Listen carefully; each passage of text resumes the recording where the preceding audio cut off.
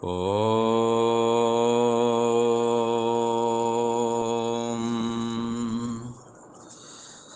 गुरु ब्रह्मा गुरु विष्णु गुरुदेव महेश्वरा गुरु साक्षात् परम ब्रह्म तस्मै श्री गुरुवे नमः। योगेश्वर श्री कृष्ण भगवान की जय। ऐं सरस्वत्यै नमः।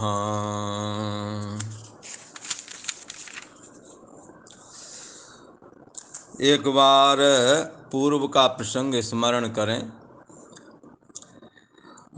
अपन चर्चा करते हैं, गीता के दूसरे अध्याय पर हम लोग विचार कर रहे हैं और दूसरे अध्याय में भगवान जो है अर्जुन के प्रति उपदेश देना चालू करते हैं 11वें श्लोक से। तो भगवान अर्जुन से कहते हैं कि हे अर्जुन, तुमने शोक न करने योग्य जो लोग हैं उनके लिए शोक किया है और विद्वानों जैसी भाषा बोलते हो, पर विद्वानों का आचरण अलग होता है। विद्वानों का आचरण क्या होता है? तो ऐसी जिज्ञासा पर कहते हैं कि वो जिनके प्राण चले गए उनके लिए भी सोच नहीं करते और जिनके प्राण नहीं गए हैं उनके लिए भी सोच नहीं करते। किसी ने कहा क्यों नहीं सोच करते? बोले इसलिए सोच नहीं करते, जिनके प्राण चले गए हैं तो चले जाने का मतलब शरीर ही नष्ट होगा, ना कि वो नष्ट हो जाएगा। आत्मा नित्य अजर अमर अविनाशी है। उसी के आश्रय में जीव शरीर धारण करता है, इसलिए आत्मा का विनाश नहीं होता। इसलिए ऐसे ये विद्वान पुरुष हैं, ये शोक नहीं करते। और हे अर्जुन, आत्मा सदैव रहता है, आत्मा का कभी अंत नहीं होता है, ये नित्य है। इसीलिए हे अर्जुन, मैं तुमसे कहता हूँ, ऐसा नहीं था कोई समय जब मैं नहीं था या तुम नहीं थे, और ना तो ऐसा ही है कि किसी काल में मैं नहीं था, तुम नहीं थे, राजा लोग नहीं थे, और आगे भी जब ये शरीर इनके नष्ट हो जाएंगे तो हम नहीं रहेंगे, राजा नहीं रहेंगे, तुम नहीं रहोगे, ये बात भी नहीं है, क्योंकि किसी का भी अस्तित्व शरीर नहीं है। यहाँ पर जो भी दिखता है इन सबका आश्रय और प्रकाशक अंतर्यामी महान आत्मा है, इसलिए उसका कभी नाश नहीं होता। देह ही जन्मता है, देह ही मरता है। देह के छूटने को जन्म कहा जाता, देह को छूटने को मृत्यु कहा जाता, और देह के ग्रहण करने को जन्म कह दिया जाता। महान आत्मा अंतर्यामी आत्मा को मैं बुद्धि करके जब हम नहीं स्वीकार कर पाते तो सम्मुख जो देह खड़ा है उस देह को ही अपनी मैं ये जीव मान लेता है। जैसे कोई दर्पण के सम्मुख खड़ा हो और दर्पण के शरीर को अपना शरीर मान ले तो ये एक भ्रम ही है। ऐसे ही इस महान आत्मा रूप दर्पण में जो देह ये भाषित हो रहा है, इस देह को ही अपनी मैं मान लेना, ये एक भ्रम के अलावा और कुछ नहीं। देह से अतिरिक्त जो अस्तित्व है महान आत्मा का, वो दर्पण की तरह है। जैसे दर्पण में चित्र दिखता है, पर दर्पण नजर नहीं आता, चित्र नजर आता है दर्पण में। हालांकि सच्चे अर्थों में देखें तो दर्पण में ये चित्र दिखता भर है, दर्पण में भी ये चित्र होता नहीं है। ऐसे ही इस महान आत्मा में देह भाव जो फुरा है, वो हमें मैं बुद्धि करके लग रहा है बेशक, पर ये महान आत्मा में इसका प्रवेश हुआ नहीं। महान आत्मा ना तो देह के ग्रहण करने पर देह बनता है, और ना ही देह के त्याग करने पर मैं मर गया हूँ या देह छूट गया। ग्रहण और त्याग में आत्मा एक जैसा ही रहता है।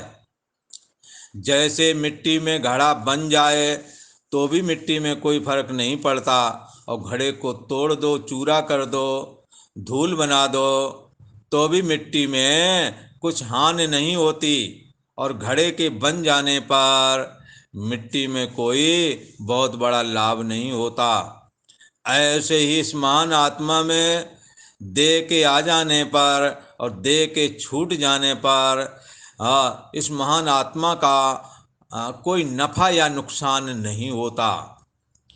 यदि उस महान आत्मा को अपनी मैं बुद्धि करके स्वीकारें तो हमें और आपको भी देह के छूटने पर और देह के ग्रहण करने पर कोई नफा नुकसान का अनुभव नहीं होगा। इसलिए हर्ष शोकौ जाति, हर्ष और शोक दोनों से ये तर जाता है, ऐसा कहा। और न स भूयोपि जायते, और न ही वो पुनः जन्म ग्रहण करता, क्योंकि देह में मैं बुद्धि होने से देह के द्वारा जो कार्य संपन्न हुए हैं उन कर्मों में कर्ता बुद्धि हो जाती है, और कर्ता बुद्धि हो जाने से वो पाप और पुण्य का भागी बनता है, जिससे ये जीव बंध जाता है। और बंधने की वजह से वासना इसके चित्त में जमा हो जाती है। जैसे जिजीविषा, जीने की वासना, कोई भी अपने शरीर को त्यागना नहीं चाहता। ये जिजीविषा, देह में सदा मैं बना रहूं, ऐसी इच्छा इसको बनी रहती है। इसलिए इस जिजीविषा के चलते ये जिजीविषा ऐसा सूचन करती है सदा मैं बना रहूं, मेरा कभी अभाव ना हो। पर ऐसी स्थिति देह में कभी भी नहीं हो सकती। ऐसी स्थिति तो महान अंतर्यामी आत्मा में ही विद्यमान है, जो ईश्वर का स्वरूप भी है। उसमें यदि मैं बुद्धि करो तो तुम आज और अभी इसी वक्त कभी तुम्हारा अभाव नहीं होवेगा, आप सदा बना रहेंगे।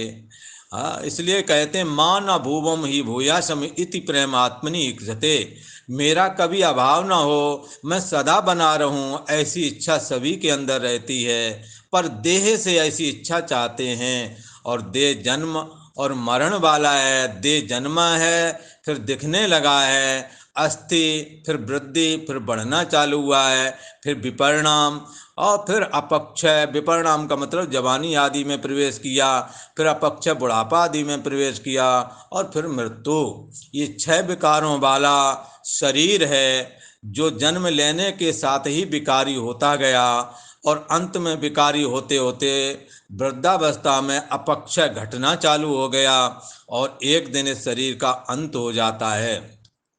इस शरीर में आत्मबुद्धि करना है कि मैं सदा बना रहूं, मेरा कभी अभाव ना हो, ऐसी आशा रखना, ये बहुत बड़ा एक भ्रम ही है। जो सदा रहता है उसमें ही सदा रहने की इच्छा रखनी चाहिए, और सदा रहने वाले में ही ये देह भाषित होता है। जैसे दर्पण में ही नगर का प्रतिबिंब भाषित होता है। दर्पण में नगर दिखता जरूर है, पर दर्पण में नगर होता नहीं है। जैसे गाड़ियाँ रोड पर चलती हैं और दर्पण में नज़र आती हैं, पर वो गाड़ियाँ सच्चे अर्थों में दर्पण में होती नहीं हैं। फिर दर्पण ही भ्रमवश गाड़ी के रूप में दिख रहा है, दर्पण में भ्रमवश गाड़ियाँ दिख रही हैं, और जो गाड़ियाँ दर्पण में दिख रही हैं वो दर्पण स्वरूप ही हैं, ऐसा समझना चाहिए। ऐसे इस महान आत्मा में अहम त्वम इदम आदि जो भी फुरना हुई है, वो अंतर्यामी आत्मा का ही विग्रह है, उसका ही स्वरूप है, ऐसा मान करके अभेद चिंतन करना चाहिए। जैसे दर्पण के में दिखने वाली गाड़ियाँ दर्पण से अलग कुछ नहीं हैं, वैसे ही महान आत्मा में दिखने वाला अहम इदम आदि जो वासना है, और जो देह का अभिमान अहम अस्मि मैं हूँ करके जो ये दिख रहा है, ये उस महान आत्मा से अलग होकर के अपना कोई वजूद ऐसे ही नहीं रखता, जैसे पानी से अलग होकर के बुलबुला अपना कोई वजूद नहीं रखता। ऐसे ही महान आत्मा से अलग हो करके ये जीव अहम तुम आदि जितना भी जगत है, ये अपना कोई स्वतंत्र वजूद नहीं रखता। इस तरह से भगवान श्री कृष्ण ने महान आत्मा जो सबके बुद्धि देश का साक्षी है, जो ईश्वर का अपना निज स्वरूप है, उसका उसकी नित्यता का कथन करते हुए अर्जुन से कहा, हे अर्जुन, तुम जिन ना शोक करने योग के लिए शोक करते हो, अर्थात जिनके प्राण चले गए हैं, तो वो शरीर छूट गया है, ना कि वो मर गए हैं। मरता नहीं, यदि एक बार मर ही जाए तो झंझट मुक जाए, पर ये जीव मरता नहीं है, केवल इसका देह ही छूटता है। इसलिए ये अर्जुन, तुम्हें शोक ना करना चाहिए। हम तुम पहले भी थे और ये राजा लोग भी थे, और आगे भी हम तुम और ये राजा लोग रहेंगे। इनके देह आदि का ही अभाव होता है, पर अस्तित्व का अभाव कभी होता नहीं। और हे अर्जुन, अब भगवान श्री कृष्ण 13वें अध्याय में भगवान आत्मा की नित्यता का कथन करते हुए और देह की नश्वरता का कथन करते हुए कहते हैं कि देह प्रतिक्षण बदलने वाला है। देह में कभी बचपना दिखा था, कभी जवानी दिखी, और आज बुढ़ापा दिख रहा है। और जब पर ये जो जानने वाला है, ये जैसा बचपने में था, वो जानने की शक्ति वैसे वही वाली जानने की शक्ति, वही वाला जो अनुभव करने वाला था बचपने को, वो अनुभव करने वाला बचपना चला गया, पर बचपना के जाने से वो ज्यों का त्यों आज भी बचा हुआ। जवानी आई, जवानी में भी वैसा ही अनुभव कर रहा है, जवानी भी गई, अब बुढ़ापा आ गया है, बुढ़ापा में भी वो अनुभव करने वाला वैसा ही है, जैसा बचपने में अनुभव करता था, जैसा जवानी में करता था। इस अनुभवात्मक शक्ति जो अंदर विद्यमान है, जो मैं हूँ का भी अनुभव करती है, ये महान आत्मा में किसी प्रकार का कोई परिवर्तन नहीं आता है। ऐसा मानो भगवान श्री कृष्ण अर्जुन के प्रति कथन करते हैं। भगवान श्री कृष्ण अर्जुन के प्रति कहते हैं, हे अर्जुन, 13वां श्लोक जो है, आप लोग गीता पास में तो देखें। देहिनो अस्मिन् यथा देहे कौमारं यौवनं जरा तथा देहांतर प्राप्तिर धीरस तत्र न मुह्यति। भगवान श्री कृष्ण अर्जुन से कहते हैं, हे अर्जुन, यथा देहिना अस्मिन्, जैसे जीवात्मा की इस देह में, भला जीवात्मा की इस देह में कौमारम यौवनम जरा, जैसे इसी तुम्हारे शरीर में बालकपन दिखा, और जैसे इसी शरीर में तुम्हें जवानी भी दिखी, और आप जब बालक थे तो आपका शरीर बालक था, पर आप बोल क्या रहे थे, मैं बालक हूँ। और जब बचपना निकल गया तो आप ही कहने लगे मैं जवान हूँ। भला आप बताओ, आप हो कौन? पहले कुछ बोल रहे थे, अब कुछ बोल रहे हो। तो कहेंगे हम वही हैं जो बचपने में थे, हम वही हैं जो जवानी में थे, हम वही हैं जो जवानी और बचपनों में थे, वही मैं आज डंडा लेकर के कमर टेढ़ी हो गई है चल रहा हूँ। बोले फिर तुम कैसे कहते हो कि मैं बालक हूँ? तुम बालक नहीं, तुम्हारा शरीर बालक था बाल्यावस्था में। तुम कैसे कहते हो भाई? एक बात बोलो। आप कहते हैं कि नहीं हम तो बालक थे, मैं तो जवान था। अरे कौन ये जवान हुआ था? शरीर बालकपन आया, शरीर के अभिमान को तुमने ओढ़ लिया, मैं बालक हूं। फिर शरीर का बालकपन खत्म हो गया, जवानी आ गई। जवानी शरीर में आ गई, ना कि तुम्हें आ गई है। तुम अनुभव करता हो, तुम जानने वाले मात्र हो। जैसे तुम बचपने को जान रहे थे, वैसे ही तुम जवानी को जान रहे हो। बचपनों में जो बाल सुलभ चेष्टा आप करते थे, वो बाल सुलभ चेष्टा बालकपन वाले शरीर से मन ही कर रहा था, और मन ही बोल रहा था मैं बालक हूँ। और जवानी वाले शरीर में वासना से ग्रसित होकर के जो नाना प्रकार की चेष्टाएं बालक बालिकाएं करते हैं, वो ये चेष्टाएं जवान शरीर के माध्यम से ये मन ही करता है। पर महान आत्मा ये अनुभव करने वाली शक्ति और उस स्थिति को भी जानती है। अब वृद्धावस्था है, बचपने की चेष्टा और जवानी की चेष्टा को याद करके गिलानी होती है। कभी कभार अच्छा लगता है अच्छे कर्म जो हो गए हैं, तो ये गिलानी और अच्छा अनुभव करने वाला ये तुम्हारा मन ही है। पर गिलानी का और अच्छा का जो अनुभव करने वाला, वो तो केवल अनुभव ही कर रहा है। ये अनुभव आत्मा का जो सत्ता है, ये महान आत्मा है। न इसी को तुम गंदे कर्म करोगे तो गंदे कर्म को जानता रहता है, अच्छे करोगे तो अच्छों को जानता रहता है। ये रोकता किसी को नहीं, इसने कर्म का सिद्धांत बना दिया है। अच्छा करोगे पूर्ण बनेगा, उससे आपको सुख प्राप्त होवेगा। गलत करोगे आपको अधर्म की प्राप्ति होवेगी, अर्थात पाप बन जाएगा, उससे आप कष्ट को प्राप्त होवेंगे। वो इन दोनों प्रकार की चेष्टाएं आपके द्वारा जो हो रही हैं, उनको केवल देखता रहता है। ये देखने वाला, ये जानने वाला जो अनुभवात्मक शक्ति है, ये तुम्हारे बचपने में, जब तुम्हारे शरीर में बचपना था, जब तुम बालक अवस्था तुम्हारे शरीर में थी, तब भी ये जान ही रहा था। और जब जवानी आई तो जवानी को भी ये जान ही रहा है। न कि ये जवान हो गया है, न कि ये बालक हुआ था, न ये बालक हुआ था, न ही ये अनुभवात्मक शक्ति, न ही ये जवान हुई थी। वो आज जब वृद्धावस्था है, शरीर काम नहीं करता है, मन में तरह तरह की वासनाएं हैं, पर इंद्रियों में ताकत नहीं है कि भोगों को भोग सके। जब ऐसी स्थिति मन की होती है कि इंद्रियों में सामर्थ्य ना हो और भोगों को भोग ना सकें, ऐसी स्थिति में मन के अंदर जो चाह है, उस चाह का नाम तृष्णा होता है। तो ये तृष्णा जो है आज दिन रात सताती है। और जवानी में जब इंद्रियों में भोगने की सामर्थ्य थी और आप पदार्थों को भोग रहे होते थे, उस समय ये तृष्णा का ही बदला हुआ रूप था, तब इसको वासना बोला जाता था। उस समय वासना के अनुसार आपने नाना प्रकार के भोग आपने अर्थात मन ने शरीर के माध्यम से भोगे, पर उस भोगने की स्थिति को भी आपके अंदर विद्यमान जो अनुभवात्मक शक्ति है वो जानता रहा। उसने ना तुम्हें रोका है और ना ही बढ़ावा दिया है।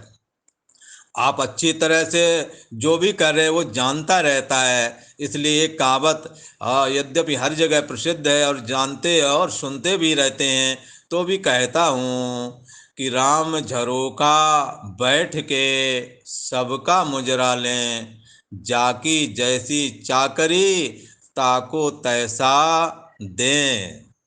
ये अंतर्यामी आत्मा, ये भगवान राम का अपना निज स्वरूप है। ये सबके हृदय में बैठा हुआ है।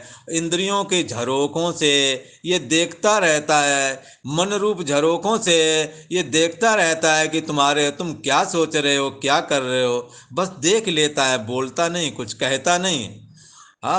रोकता नहीं। बोले क्यों नहीं रोकता है? बोले रोकने के लिए वेद और शास्त्र बनाए हैं ना, आचार बनाए हैं, गुरु लोग बनाए हैं। रोकने का काम उन्हें बता दिया कि भाई तुमने ये उपदेश कर देना कि ऐसा मार्ग चलो जिससे किसी को कष्ट ना हो, अर्थात शास्त्र के अनुसार आपने शुभ कर्मों को करना है और जो निषिद्ध कर्म है उनको नहीं करना है। ये गुरुओं और शास्त्रों के द्वारा पहले से ही उपदेश कर दिया गया है और आगे करते भी हैं लोग। ऐसा सुनने और जानने के बाद में भी आप स्वतंत्र हैं, आप क्या करें। आप अच्छा कर सकते हैं, आप गंदा कर सकते हैं। अंतर्यामी आत्मा दोनों को जानता रहेगा, कुछ कहेगा नहीं। वो कर्म फल का प्रदाता ईश्वर रूप होकर के आपको उन कर्मों का दंड भी देता है। इसलिए हमने इस अनुभवात्मक शक्ति को पहचानना है कि जिसके रहते देह में बचपना आया और आपके द्वारा जाना गया, बचपना गया आपके द्वारा जाना गया, और नया एक मेहमान आया उसका नाम जवानी, उसको आपने जाना। और ये जवानी नाम का जो ये मेहमान आया ये गया, इसको भी आपने जाना। तो ये जानने वाला कौन है? हाँ, तो कहते हैं देहिना अस्मिन यथा, जीवात्मा की इस देह में जैसे कौमारम यानी बालकपन, यौवनम जवानी, जरा यानी वृद्धावस्था जैसे प्राप्त होती है, और हे अर्जुन सेम वैसे ही ये शरीर के छूटने वाली भी प्रक्रिया है। भगवान श्री कृष्ण ने कह दिया, इसको अच्छी तरह से समझ लो। ये आपके मृत्यु के समय आपका सहायक बनेंगे। आप मरेंगे नहीं। जैसे बचपना मरा और जवानी ने जन्म लिया, तो बचपने के मरने में कितना आपने शोक किया। बचपना जब मर गया आपने कितना शोक किया? कुछ शोक नहीं किया। और जवानी ने प्रवेश कर लिया, जवानी का जन्म हुआ, तो कौन सा ढोलक बजाए कि जवानी आ गई भला। और जवानी जब गई तो कितना कष्ट हुआ तुम्हें, कहाँ से दर्द हुआ, कहाँ से निकल गई जवानी, कुछ पता है? तो कहेंगे ये तो पता ही नहीं लग पाया कि कब जवानी आई और कब जवानी शरीर से बाहर हो गई। और इसी प्रकार जवानी कब गई और कब बुढ़ापा का जन्म हो गया, ये पता नहीं लगता है। कब बाल ये सफेद हो गए भला, पता नहीं लगता। सेम इसी प्रकार से इस देहांतर का त्याग भी होता है, इस देह का त्याग भी उसी प्रकार से होता है। जैसे बचपना गया जवानी आ गई, कौन से नुकसान हो गया? इसी प्रकार ये देह जाएगा, दूसरा देह प्राप्त होगा। तो हे अर्जुन, जो तुम दुखी हो रहे हो इसमें दुखी होने का कारण कहाँ है, वो तो बताओ। विद्वान लोग इस बात को जानते हैं कि जैसे जीवात्मा के इस देह में बचपना, जवानी और बुढ़ापा आता है और चला जाता है, ऐसे ही अर्जुन देहांतर भी होता है। ऐसे ही देह का छूटना भी होता है। जैसे बचपने का छूटना जवानी के रूप में तब्दीली होगी, जवानी का छूटना बुढ़ापे के रूप में तब्दील हो गया। ऐसे ही देहांतर, देह का अंतर, ये देह छूटेगा दूसरा देह प्राप्त करेगा। किसी ने कहा महाराज ये देह छूटता हुआ है तब ये जीव कैसा होता है भला? हाँ, ये जीव की स्थिति क्या होती है जब ये देह छूट जाता है? जैसे बचपना छूटा, और बचपना जब छूटा और जवानी में प्रवेश किया उस समय को किसी ने जान ना पाया भला। पर निश्चिंत रहो, जान जरूर नहीं पाए, पर ये छूट गया, ये तो पक्का है। और जवानी भी छूट गई, कब छूट गई हम जान ना पाए, पर छूट गई ये तो पक्का है। अब बुढ़ापा आ गया है ये हम जान रहे हैं, और बुढ़ापा हमें लेके जाएगा, इसमें कोई संशय हो तो बता देना भला। बुढ़ापा लेके जाएगा इस शरीर को भला। तो किसी का जब लेके जाएगा उस समय जीव की क्या स्थिति होगी? जीव के कई पार्ट्स हैं। जैसे एक शरीर जो दिखने में आता है एड़ी से चोटी तक, ये भी जीव का एक पार्ट्स है, एक शरीर है। और एक शरीर वो भी है जो देह के अंदर रहता है, उसका नाम है मन भला। मन के 4 भाग होते हैं, मन बुद्धि चित्त अहंकार। ये मन 4 रूप ले लेता है। तो किसी ने कहा महाराज ये 4 रूप कैसे ले लेता है? अरे 4 रूप ले लेता है, कोई 4 रूप नहीं ले सकता है। हाँ, तो किसी ने कहा 4 रूप का हजारों रूप लेते हो सुबह से शाम तक तुम ही। बोले कैसे? तो समझ लो अच्छी तरह से। कोई पुरुष जब उसका भतीजा पुकारेगा तो क्या बोलेगा? चाचा। है। और जब उसका बेटा पुकारेगा तो क्या बोलेगा? पापा। तो ये दो दो रूप हो गए कि नहीं हो गए? हाँ। तो भाई यदि पुकारेगा तो क्या कहेगा? भाई। हाँ। और यदि स्कूल में पढ़ाने जा रहा होगा तो मास्टर साहब। कितने रूप हो गए इसके? हैं? और जब पत्नी पुकारेगी तब क्या कहेंगे? फलाने के पापा। है ना? अपने लड़के का नाम लेंगे तो कहेंगे फलाने के पापा, कल्लू के पापा, पप्पू के पापा, बोला ऐसा बोलेंगे। तो अब यह कितने नाम हो गए? बोले ये तो आदमी बहुत हो गए, एक आदमी इतना रूप कैसे धर सकता है? बोले रख लेता है, बोला। उसी आदमी को कोई स्त्री पति कहती है, कोई कोई बेटा उसको माता बोलता है, हा? एक ही माँ, एक ही स्त्री में कितने हैं? वही माता है, वही बहन है, चाची ताई, पता नहीं कितने उसमें आरोपण हैं। ऐसे ही ये जब मन संकल्प विकल्प करता रहता है, इधर उधर की सोचता रहता है, तब ये मन कहो तब इसी वृत्ति का, इसी अंतःकरण को मन बोला जाता है। जब यही मन किसी एक पॉइंट पर चिंतन करने लगता है, हाँ, तो उसका नाम चित्त हो जाता है। ये चित्त की सार्थकता परमात्मा के चिंतन करने में है। यदि ये परमात्मा का चिंतन करने लगता है तब इस चित्त का नाम सच्चे अर्थों में चित्त हो जाता है। और यही जब मन निश्चयात्मक वृत्ति में स्थित होता है तब इसी का नाम बुद्धि होता है। और जब यही मन मैं हूँ करके, अहम अस्मि करके स्वीकार करता है, अपने अस्तित्व को स्वीकार करता है, और एड़ी से चोटी तक जो देह है इसको मैं बुद्धि करके स्वीकार करता है, अर्थात परिच्छिन्न व्यक्तित्व पना धारण करता है, तब इसको अहम कहा जाता है, इसी मन को। इस प्रकार से ये मन चार रूपों का हो जाता है। मन कहो, अंतःकरण कहो, बुद्धि कहो, एक ही बात है। तो जब मृत्यु का समय होता है तब कठिन वेदना होती है। अंतर कितना है? बचपना जब छूटा हमें पता नहीं लगा। क्यों नहीं पता लगा? कोई वेदना तो हुई नहीं, कोई दुख तकलीफ तो हुई नहीं, पर देह के छूटने पर दुख तकलीफ होती है, बस इतना ही अंतर है। देह जब छूटेगा तो थोड़ी दुख और तकलीफ होती है। उस स्थिति में ये कौन कौन सी चीज़ें इस जीव के साथ जाती हैं तो उसको आप ध्यान से सुन लें। जीव के साथ जाता है पांच ज्ञानेंद्रियों के द्वारा जो विषय सुख भोगे, शब्द, स्पर्श, रूप, रस और गंध। ये पांच विषय तो नहीं जाते हैं, पर इनके संस्कार जाते हैं। बोले कैसे महाराज समझे संस्कार?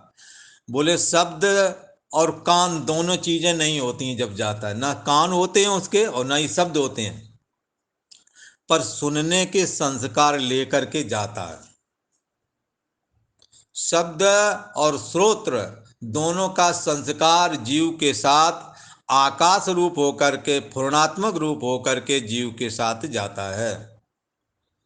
इसी प्रकार से पांचों ज्ञानेंद्रियों और इनके जो विषय हैं ये संस्कार रूप होकर के जीव के साथ चले जाते हैं। कोई का कैसे संस्कार महाराज? तो इसको समझें। जैसे मान लो आपके सामने कोई बगीचा है गुलाब का या गेंदा का, यदि उस ओर से हवा इधर आए तो फूलों की साथ में खुशबू आती है कि नहीं आती है? ऐसे ही ये जीव इस संसार से जब पलायन करता है, जब शरीर त्यागता है, तो इसके साथ में पांचों ज्ञानेंद्रियों के जो विषय हैं, शब्द, स्पर्श, रूप, रस और गंध, ये जैसे वायु के साथ खुशबू चली जाती है, वैसे ही ये शब्द तो नहीं जाता है, पर जैसे फूल तो नहीं आता पर फूल की खुशबू आ जाती है हवा के साथ में। ऐसे ही सुनने, देखने, चखने, स्पर्श करने के संस्कार इस जीव के साथ में चले जाते हैं। तो वो किसी का इसका रूप कैसा होवेगा? तो मैं उससे पूछता हूँ, पूछने वाले से, जब फूलों की खुशबू वायु लेकर के आई तो उसका रूप कैसा था? उसका कोई रूप आकार नहीं था, फिर भी खुशबू लग रही थी। ऐसे शब्द, स्पर्श, रूप, रस, गंध मृत्यु के समय जब जीव रूप जो ये मन है इसमें प्रवेश कर जाते हैं। इसी प्रकार से न श्रोत्र होता है न ही शब्द होता है। श्रोत्र और शब्द के संस्कार इस मन में समा जाते हैं। और 5 चीजें ये हो गई, शब्द, स्पर्श, रूप, रस, गंध। ठीक है। और जो 6वें नंबर की चीज जाती है वो जाती है मन। आप कहेंगे हमारा मन चल रहा है अमुक चीज के लिए। ठीक है। ये जो मन चल रहा है, ये मन का चलना, मन का ललचाना, अच्छी चीज खाने के लिए मन मचल मचल जाए, भला बच्चों का। तो ये मचल मचल जाने वाली ये बात इसके साथ में चली जाती है, मन के साथ में ये। ठीक है। और मैं हूं ये भाव सभी के अंदर रहता है, इसको कहते हैं अहम। तो एड़ी से चोटी तक जो देह है इसको मैं बुद्धि करके स्वीकार करते हैं। एड़ी से चोटी तक दिखने वाला ये देह तो नहीं रहता, पर इस देह में जीने के संस्कार अहम अस्मि रूप होकर के मन में लीन हो जाते हैं, निराकार होकर के। इसी प्रकार से जो हम अपनी बुद्धि से सोच करके सारे कार्य आज तक करते रहे, हाँ, आपने कोई भी काम ऐसा किया है आज तक जिसको बुद्धि से सोचा ना हो? ऐसा भाई हमें हमें हरिद्वार जाना है, ठीक है, तो हमें जाना चाहिए कि नहीं जाना चाहिए, इस पर जरूर विचार करना पड़ेगा। अरे भाई घर में हम इन लोगों की जिम्मेदारी किसको सौंपे, हमारे पीछे कौन देखेगा, ये दिमाग लगाया कि नहीं लगाया? ऐसे ही ये बुद्धि जो है संस्कार रूप से मन में लीन हो जाती है। बुद्धि तो नहीं रहती। बुद्धि के निर्णय लेने के लिए जो पद पदार्थ हैं, देश काल आदि हैं, वो तो नहीं रहते हैं, पर बुद्धि में निर्णय लेने की निश्चयात्मक शक्ति मन में लीन हो जाती है। जब देहांतर प्राप्त होता है तो देह तो छूट जाता है, यहीं पड़ा रह जाता है, पर मन, बुद्धि, अहंकार 3 चीजें ये सूक्ष्म शरीर की, और सूक्ष्म शरीर के जो भोग हैं कौन? शब्द, स्पर्श, रूप, रस, गंध। कितनी चीजें हो गई हैं? तो ये 8 चीजें हो गई हैं। 5 विषय, मन, बुद्धि, अहंकार, ये 8 चीजें हैं। इनको अष्टक बोलते हैं। और इसको पूरी बना दें, पूरी जैसे सप्तपुरियां होती हैं, उनमें बहुत सारे मकान लोग रहते हैं, इसलिए उसको पूरी बोलते हैं। ऐसे शब्द, स्पर्श, रूप, रस, गंध में जन कितने संस्कार बसते हैं। और मन, बुद्धि, अहंकार, ये 8 को मिलाकर के पूरी बोलते हैं, इसलिए शास्त्र में इसका नाम पूर्य अष्टका, 8 की पूरी, 8 की नगरी, 8 चीजों की नगरी। इतना संस्कार इसमें भरा है कि जितना कि महानगर में है। दिल्ली जैसे महानगर में, कलकत्ता जैसे महानगर में, हाँ, जितनी जनता की उथल पुथल आवाजाही, जितनी हलचल है उतनी हलचल है मन, बुद्धि, अहंकार और शब्द, स्पर्श, रूप, रस, गंध में। ये सबको समेट करके हाँ इस शरीर का पलायन करता है। किसी ने कहा महाराज ये तो बात समझ में आई, पर जब ये निकलता तो इसका कौन सा रूप आकार होता है इस जीव का? तो इसके इस जिज्ञासा पर कहते हैं कि इस जीव का कोई रूप आकार नहीं होता। समझने के लिए एक थोड़ा सा दृष्टांत देते हैं, आप ध्यान से समझें। ये जीव इस शरीर से जब पुरुषका को साथ लेकर के जब निकलता है तो ये पूर्णात्मक होता है। जब देह से यह जीव पलायन करता है तो प्राण शक्ति के द्वारा बाहर निकलता है और जीव का अपना निज स्वरूप संकल्पात्मक होता है। बोला, जीव का अपना स्वरूप क्या है? संकल्पात्मक। बोले महाराज ये संकल्पात्मक क्या है? अरे भाई, ये मैं हूं ऐसा तुम्हें नहीं लग रहा है? ये एक संकल्प है, ये संकल्प ही मन का स्वरूप है। और ये जब निकलता है तो फुरना रूप हो करके। बोले ये बात कैसे जाने? तो ये बात ऐसे जानो, यदि कभी गांव देहात में रहे हो और जानवर चराने अगर कहीं गए हो तो पुराने हैं बाग आदि झाड़ियाँ आदि जंगल आदि झाड़ियों में कभी गए हो तो ये चर्चा अक्सर सुनी होगी कि वहाँ उसे प्रेत ने पकड़ लिया। अच्छा, ये प्रेत कहाँ लग गया था ऐसे? तो कहते हैं कि ये अमुक पेड़ में गया, उसमें बहुत बड़ा खोखाल था, उसमें हाथ डाला तो ये फिर वो कहते हैं बाद में उसको नीचे आया तो सर दर्द हो गया, फिर ये बीमार हो गया, कोई चाल बाधा लग गई है। जिसके जब कोई शरीर नहीं, जिस जीव का जब कोई शरीर नहीं रहता और जब तक शरीर नहीं मिलता तब तक वो पूर्णात्मक वायु रूप होता है। यही वजह है जब ये इस शरीर से ये जीव जब पलायन करता है तब इसका शरीर वायुआत्मक हो जाता है। और जब तक उसे नया शरीर नहीं प्राप्त होता है, प्रेत शरीर में ही जब तक रहना होता है, तब तक वो पूर्णात्मक वायु को कोई आश्रय चाहिए होता है। इसलिए वो पुराने मकान, खोखले टाइप की जगह, पेड़ों की खुखालें, गुफाएं, ऐसी जगह में कहीं रुकना पसंद करते हैं जहां उनका पूर्णात्मक विग्रह कुछ समय के लिए रुक सके। और इसीलिए ये प्रेत आदियों को कैद करने वाले जो लोग हैं, ओझा हैं, और वो जो झाड़ फूंक वाला काम करते हैं, कहते बोतल में बंद कर दिया। पूर्णात्मक होने की वजह से इनको बोतल आदि में बंद किया जा सकता है। तो ये जो शरीर है जीव का, ये कौन सा शरीर है? उस समय जब इस देह से निकलता है, तो जब इस देह से निकलता है तब उस जीव का स्वरूप पूर्णात्मक होता है। साथ में क्या लेकर के जाता है? तो शब्द स्पर्श रूप रस गंध के तो नहीं ले जा पाता, पर इनके संस्कार ले जाता है। मन बुद्धि अहंकार, इनके संस्कार, इनके फिर एक ढेर बन जाता है, एक गांठ बन जाती है हवा की, छोटी सी गांठ जो लोगों को नजर नहीं आती। ऐसी जो हवा की एक सूक्ष्म गांठ है वो निकलती है इस शरीर से।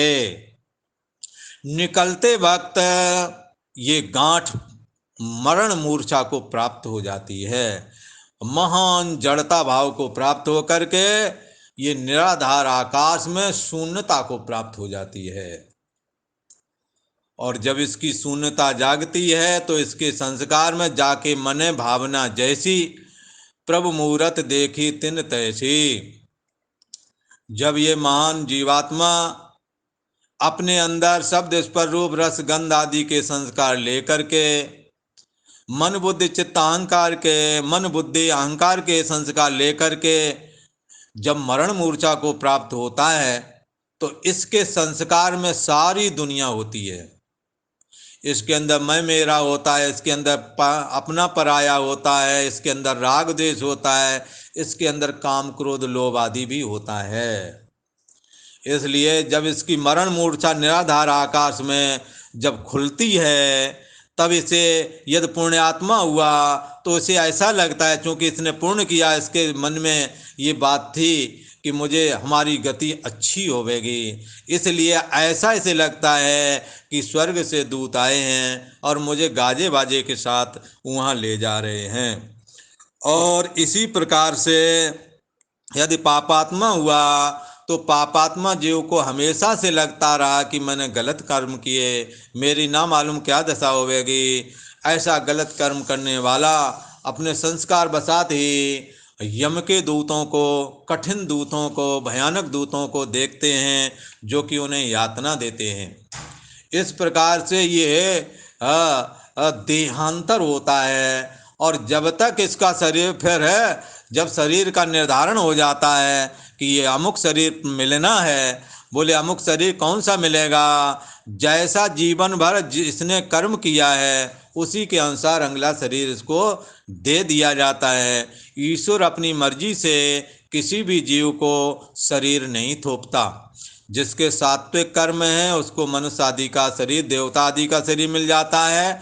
हाँ, जिनके सात्विक कर्म है उन्हें देव शरीर मिलता है, जिनके राजस कर्म है उनको मनुष्य शरीर मिलता है, जिनके तामस कर्म है उनको कीट पतंग आदि का शरीर प्राप्त हो जाता है। जिसके जैसे कर्म हैं उसी के अनुसार उसका देह प्राप्त हो जाता है। और जब तक देह नहीं मिलता तो उसे प्रेत योनि में रहना पड़ता है। ऐसा ये निकला हुआ जीवात्मा पूर्णात्मक रूप होकर के फिर पुराने मकान, गुफाएं, खोखले स्थान उनको खोजते हैं और उसमें जा कर के बैठे रहते हैं। इनके अंदर मुंह तो नहीं होता है पर खाने की इच्छा रहती है। इनके अंदर काम सुख लेने की इच्छा रहती है, पर ये काम सुख ले नहीं सकते, वासना ही वासना होती है। ये बात लगभग आप सभी लोगों को ज्ञात ही है कि ये प्रेत क्या क्या करते हैं। तो इस प्रकार से भगवान श्री कृष्ण अर्जुन को कहते हैं, देहिनो अस्मिन् यथा देहे कौमारम यौवनम जरा तथा देहांतर प्राप्त धीरस तत्र न मुह्यति। जैसे जीवात्मा की इस देह में बालकपना, जवानी और वृद्धावस्था आती है, वैसे ही दूसरे शरीर की भी प्राप्ति होती है। सेम वैसे ही ये एक प्रक्रिया है। जैसे बचपना तब्दील हुआ जवानी में, जवानी तब्दील हुई बुढ़ापा में, बुढ़ापा तब्दील हुआ दूसरे शरीर के निर्माण के लिए। तो इस जीव कैसे पलायन कहता है, ये बात हमने आपसे कथन की। और पुनः शरीर कैसे मिलता है, जैसा संस्कार वैसा शरीर मिलता है, ये बात हमने कथन की। तो इस विषय में तत्र धीरा न मुह्यति, इस विषय में विद्वान लोग, बुद्धिमान लोग मोहित नहीं होते। पर हे अर्जुन, तुम मोहित हो रहे हो, तुम शोक न करने वालों के लिए शोक कर रहे हो। और विद्वान पुरुष जैसी भाषा बोल रहे हो, पर विद्वान पुरुष ऐसा नहीं सोचते जैसा तुम सोचते हो। तो एक बार फिर श्लोक को याद कर लीजिए। देहिनो अस्मिन् यथा देहे कौमारम यौवनम जरा तथा देहांतर प्राप्त धीरस तत्र न मुह्यति। ओम शांति शांति शांति।